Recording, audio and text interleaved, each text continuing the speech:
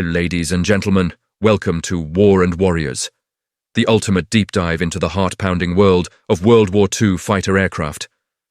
Over the next 2 hours, or however long it takes to absorb this epic tale, we'll explore every rivet, every engine roar, and every aerial duel that defined the skies from 1939 to 1945. This isn't just a story of machines.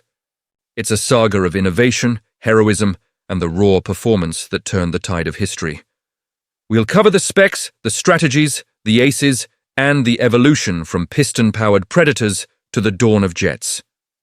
If you're a history buff, an aviation enthusiast, or just love a good war story, strap in, hit like, subscribe, and let's take flight. World War II didn't start in a vacuum. The seeds of aerial dominance were sown in the 1930s, a decade of rapid technological leaps. Nations poured resources into aviation, fearing the next conflict would be won or lost in the skies. Biplanes gave way to monoplanes, wood and fabric, to all-metal construction and open cockpits to enclosed canopies. Engines doubled in power, armaments evolved from rifle-caliber machine guns to cannons, and superchargers allowed fighters to soar to unprecedented altitudes. Let's start with Germany, the aggressor that set the pace. The Luftwaffe's Messerschmitt, Bf-109, designed by Willy Messerschmitt, was a game-changer.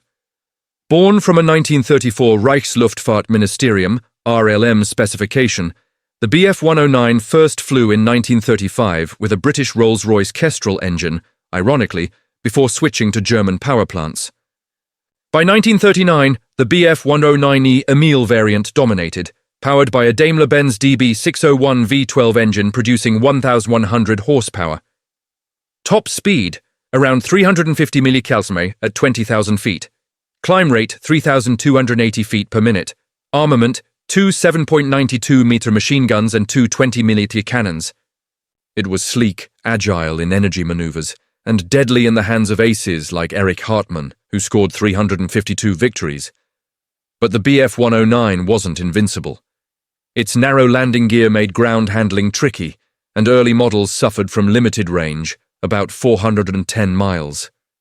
Still, it cut its teeth in the Spanish Civil War, where Legion Condor pilots honed boom and zoom tactics, dive from height, strike, and climb away. Across the Channel, Britain prepared. The Supermarine Spitfire, brainchild of Reginald Mitchell, emerged from a 1931 Air Ministry spec for a high-speed fighter. Mitchell's genius? Elliptical wings for low drag and high lift, perfect for turning fights. The MKY, entering service in 1938, used a Rolls-Royce Merlin V12, 1030 HP, hitting 367 mph and climbing at 2,530 ft-m. 8 303-inch machine guns peppered enemies. It was responsive, a pilot's dream at low to medium altitudes. Feast your eyes on the graceful Spitfire. Its stablemate, the Hawker Hurricane, often overshadowed, but crucial. Designed by Sidney Cam, it was rugged, easier to build, and accounted for 60% of Luftwaffe losses in the Battle of Britain. Merlin-powered, 340 mph top speed, same armament as early Spitfires, over 14,000 built. Here's the sturdy Hurricane, in action. In the east, Japan forged the Mitsubishi A6M0. Designed for carrier operations, it emphasized lightness, 3,700 lbs empty, with a 950 HP Nakajima Sakai radial. Top speed, 331 mph, but its range, 1,600 plus miles with drop tanks, and maneuverability were legendary. Armament, 2 7.7mm MGs and 2 20mm cannons. It shocked the world at Pearl Harbor, outturning Allied planes. Behold the Agile Zero, America lagged initially. The Curtiss P-40 Warhawk, with its Allison V-1710, 1,040 HP, topped 360 mph but struggled at high altitudes. It held the line in China with the Flying Tigers, scoring against Zeros using hit-and-run tactics. The Soviet Union had the Polikarpov I-16, a stubby monoplane, but by 1941, newer designs like the Yakovlev Yak-1 emerged, leading to the Yak-3, light, agile, with a Klimov VK-105PF 1,260 HP, 407 mph top speed, excelling in dogfights. The Battle of Britain, July to October 1940, was the first major campaign fought entirely in the air. Hitler's Luftwaffe aimed to crush the RAF for Operation Sea Lion. Over 2,500 German aircraft faced 1,963 RAF planes, mainly Spitfires and Hurricanes. The Bf-109E was superior in climb and dive, but limited range, 30 minutes over England, forced it to escort bombers, handicapping its freedom. Spitfires engaged the fighters, Hurricanes the bombers. On September 15th, Battle of Britain Day, RAF claimed 60 German planes for 26 losses. The RAF's radar and home advantage turned the tide. The Luftwaffe lost 1,733 aircraft, RAF 1,547. Britain survived.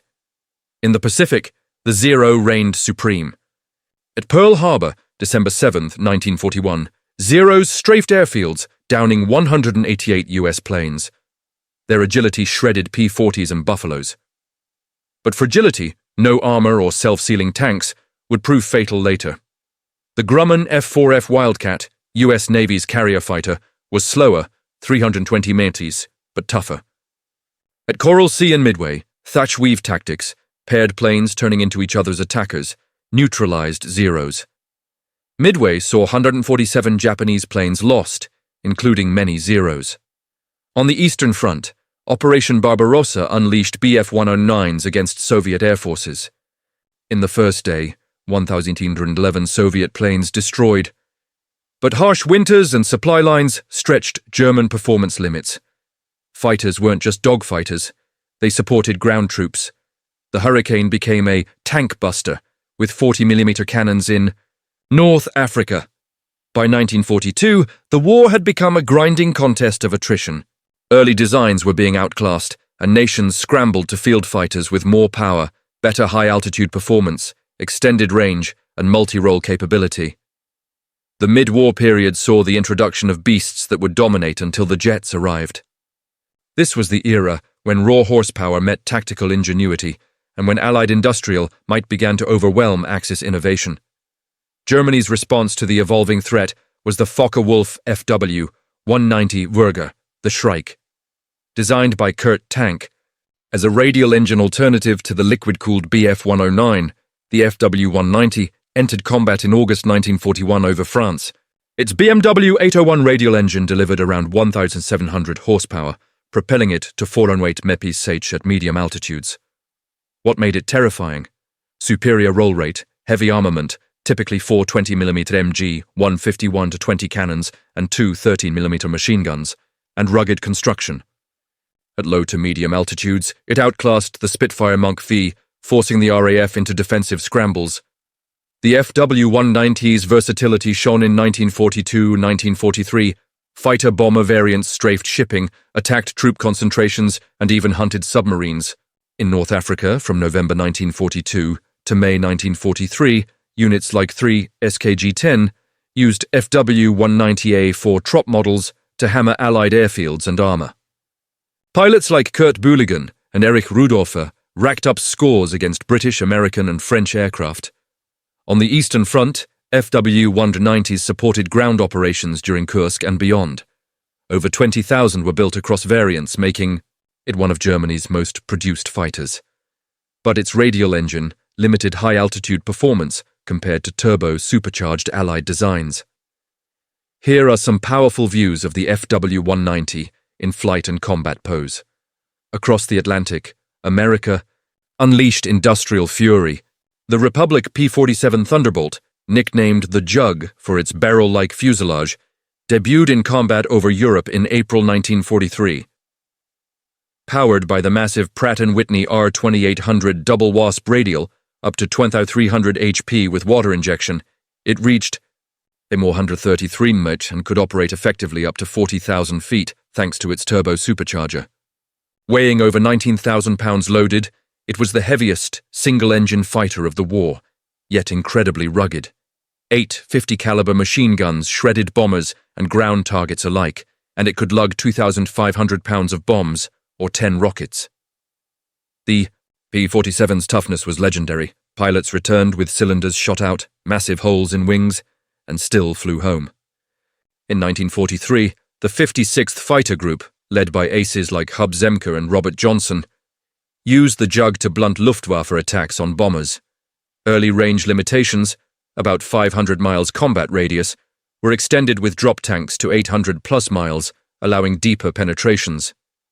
By late 1943, P-47s were escorting B-17s and B-24s, downing FW-190s and BF-109s, while absorbing punishment no other fighter could take. The tank-like P-47 in aggressive poses and formation. The Lockheed P-38 Lightning evolved into a Pacific powerhouse. Its twin Allison V-1710 engines, each 600 HP in later models, pushed the P-38L to 414 mph, with exceptional climb, 4,1150 ft-min, and range up to 1,300 miles. The concentrated nose armament, 4 50s and one 20mm Hispano, offered devastating convergence. In 1943, P-38s from the 13th and 39th Fighter Squadrons ambushed and shot down Admiral Yamamoto's G-4M bomber over Bougainville on April 18th, a precision strike at extreme range. Airmen like Richard Bong, 40 kills, and Thomas Maguire, 38, flew P-38s exclusively in the Pacific, exploiting its twin-engine reliability over vast oceans and high-altitude performance against Japanese fighters. The distinctive twin-boom P-38, then, came the North American P-51 Mustang, the fighter that broke the Luftwaffe. Early Allison-engined versions were good low-altitude fighters, but the Merlin-powered P-51B-C, and later D, transformed it. The Packard-built Rolls-Royce Merlin V1650 delivered 1,695 HP, yielding 437 met-ph at altitude and a staggering 1,650-mile range with drop tanks. 6 50-cal guns provided firepower, while laminar flow wings ensured efficiency. From December 1943, P-51s escorted bombers deep into Germany, engaging FW-190s and BF-109s on equal or better terms. By spring 1944, Mustangs roamed freely, hunting Luftwaffe fighters on the ground and in the air, contributing decisively to Allied air superiority. The elegant, long-range P-51. In the Pacific, the Grumman F-6F Hellcat replaced the Wildcat on carriers, achieving a 19.1 kill ratio against Japanese aircraft. The Vought F-4U Corsair, with its inverted gull wings and 2,200 HP engine, hit 446 mph and excelled in marine close support roles. By 1944, desperation fueled radical change. Germany fielded the Messerschmitt Me 262 Schwalbe, the world's first operational jet fighter. Powered by 2 Junkers Jumo 04 turbojets, each was 1980 Elbe thrust, it reached 540 mph, over 100 mph faster than any piston fighter. 4 30mm Mk108 cannons shredded bombers. With R-4M rockets, it could devastate formations from standoff range. Entering service, mid-1944 with JG-7, Me-262s claimed over 500 Allied aircraft, despite fuel shortages, unreliable engines, often lasting only 10 to 25 hours, and pilot inexperience. On March 18, 1945, 37 Me-262s from JG-7 attacked a 1,200-plus bomber force, downing several with rockets. Allied jets countered minimally.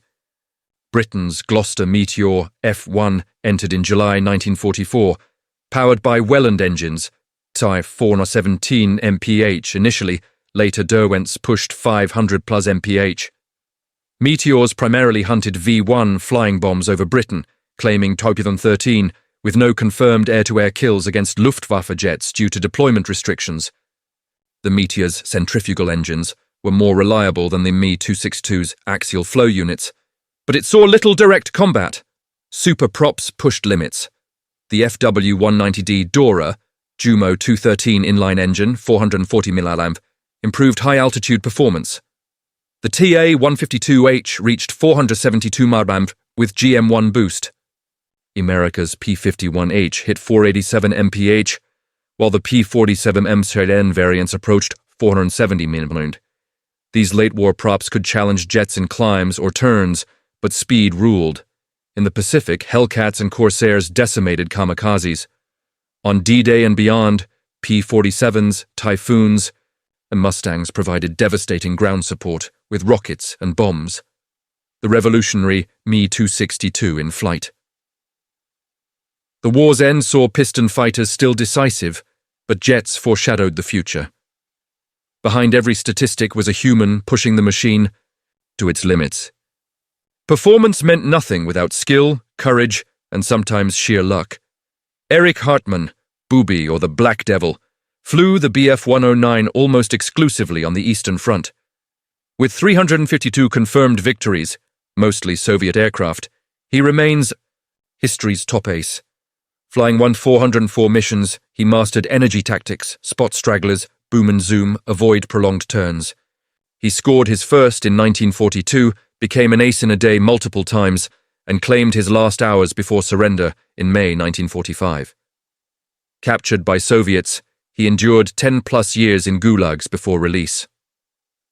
In the Pacific, Richard Bong flew the P-38 Lightning, exclusively scoring 40 victories, the U.S. record. His disciplined hit-and-run style exploited the Lightning's speed and firepower. Thomas Maguire nearly matched him at 38 before his death. Japan's Hiroyoshi Nishizawa, the Devil, scored 27 in Zeros and other types. His acrobatic skill made him legendary, but he died in 1944. Soviet ace Lydia Litviak, the White Lily of Stalingrad, scored 12 kills, some shared, in Yak-19 fighters. One of only 2 female aces, she vanished in August 1943 during Kursk. These pilots endured G-forces, hypoxia, frostbite, and fear.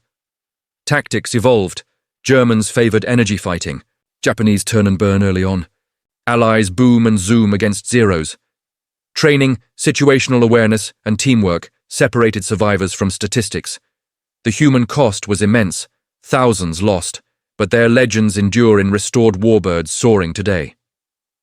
These sections capture the heart of WWII fighter evolution. Stay tuned for the full wrap-up. What's your take on the best mid-war fighter? Drop it in the comments.